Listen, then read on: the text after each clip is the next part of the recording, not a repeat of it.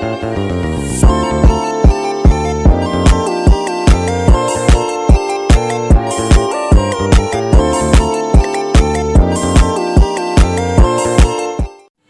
Assalamualaikum warahmatullahi wabarakatuh. Di sini saya akan mempresentasikan materi dengan judul Manajemen Sumber Daya Manusia Strategi.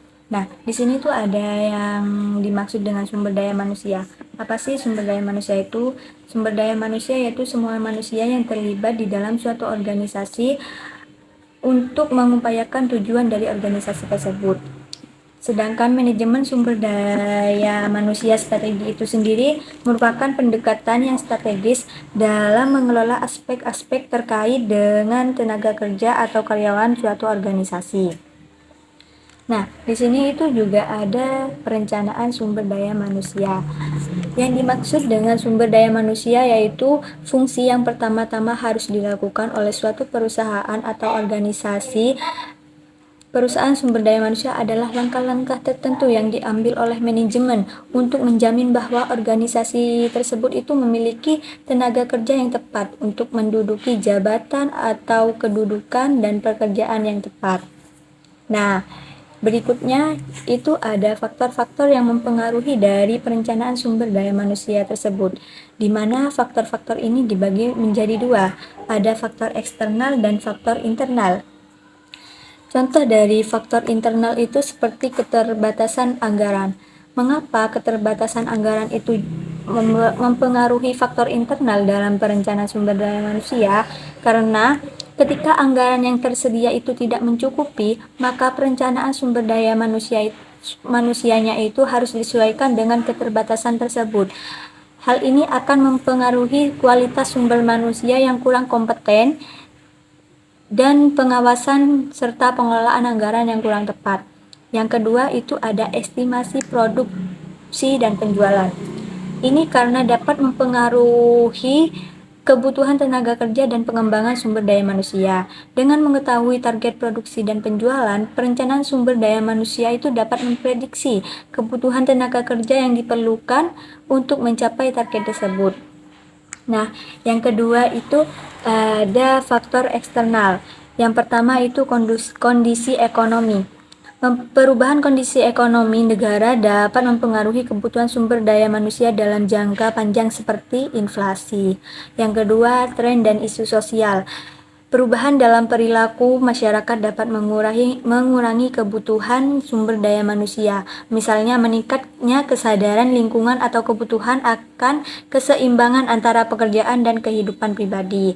Nah, yang ketiga itu ada pengembangan teknologi. Teknologi informasi dan komunikasi yang salah digunakan itu mempengaruhi kualitas teknologi untuk membentuk sumber daya manusia yang berkualitas. Baik, di sini juga ada tujuan dari perencanaan sumber daya manusia.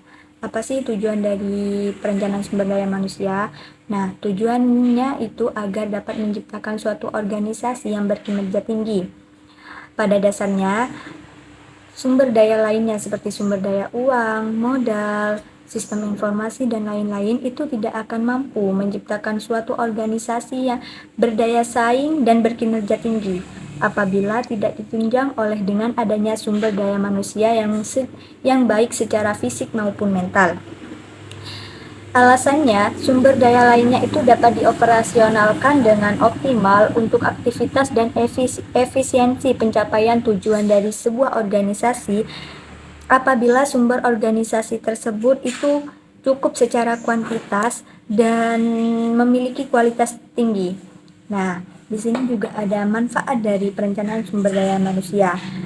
Apabila perencanaan sumber daya manusia itu dilaksanakan dengan baik, maka akan berdampak pada keseluruhan siklus manajemen sumber daya manusia, mulai dari proses rekrutmen, seleksi, penempatan, pembinaan, dan struktur kerja, kedudukan pegawai dan kinerjanya itu akan tepat.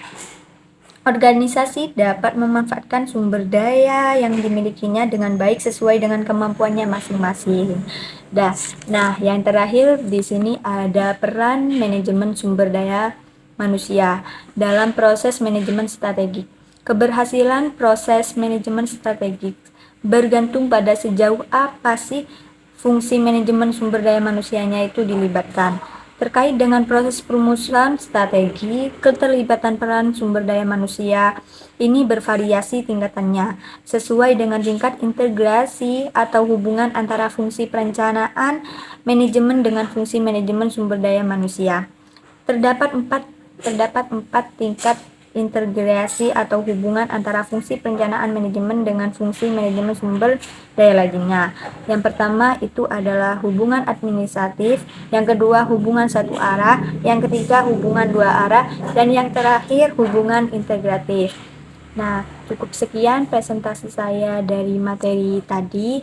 Kurang lebihnya mohon maaf. Assalamualaikum warahmatullahi wabarakatuh.